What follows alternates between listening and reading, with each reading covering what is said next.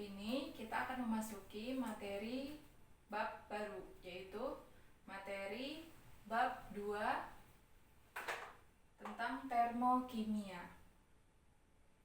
Nah, sebelum kita mulai belajar, kita baca doa sebelum belajar dulu. Bismillahirrahmanirrahim. Rabbi shrah li sadri wa yassir li amri wahlul 'uqdatam min lisani yafqahu qawli. Amin.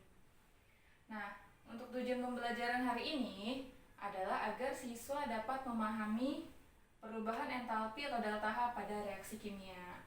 Sebelum saya jelaskan tentang perubahan entalpi pada reaksi kimia, saya ingin memberi gambaran terlebih dahulu pembelajaran tentang termokimia ini. Tentunya kalian banyak sekali siswa-siswa SMA 1 Ciamas yang berangkat ke sekolah menggunakan kendaraan pribadi, contohnya motor. Nah,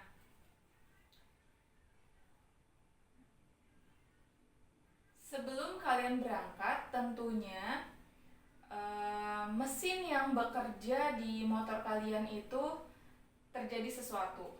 Mulai dari pengisian bensin kemudian dibakar dengan oksigen menghasilkan karbon dioksida dan air. Nah, serta energi. Nah, energi itulah yang digunakan untuk menggerakkan kendaraan kalian. Nah, apa sih itu pengertian energi?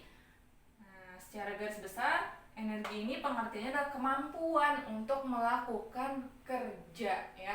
Energi ini sebenarnya banyak sekali definisinya, cuma di sini saya globalkan saja. Di sini energi ini kemampuan untuk melakukan kerja. Nah, termokimia ini adalah salah satu cabang ilmu kimia yang mempelajari tentang perubahan energi atau kalor, ya. Nah, perubahan entalpi ini pengertiannya perubahan kalor pada tekanan tetap. Nah, kalian mungkin ingat hukum kekalawan energi tidak dapat diciptakan dan tidak dapat dimusnahkan, tapi hanya bisa diubah dari bentuk yang satu ke bentuk yang lain. Nah, energi itu sama seperti angin, ya. Mungkin keberadaannya tidak terlihat, nah, tapi bisa dirasakan. Nah, begitu juga dengan energi atau entalpi, ya. Ini kalau energinya sendiri mungkin tidak terlihat, tapi perubahannya itu baru bisa kita lihat. Contoh misalkan es batu yang mencair, ya.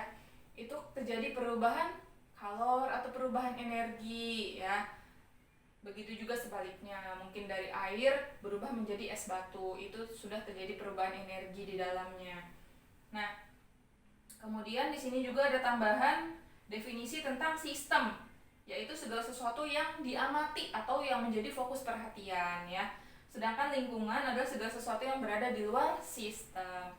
Bisa dilihat di sini ada gambar gelas kimia berisi larutan NaCl. Nah, bagaimana cara menentukan sistem dan lingkungan?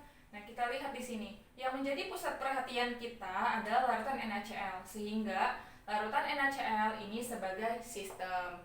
Sedangkan gelas kimia, udara yang berada di atas larutan, karena dia berada di luar sistem, maka dia tergolong ke dalam lingkungan, ya.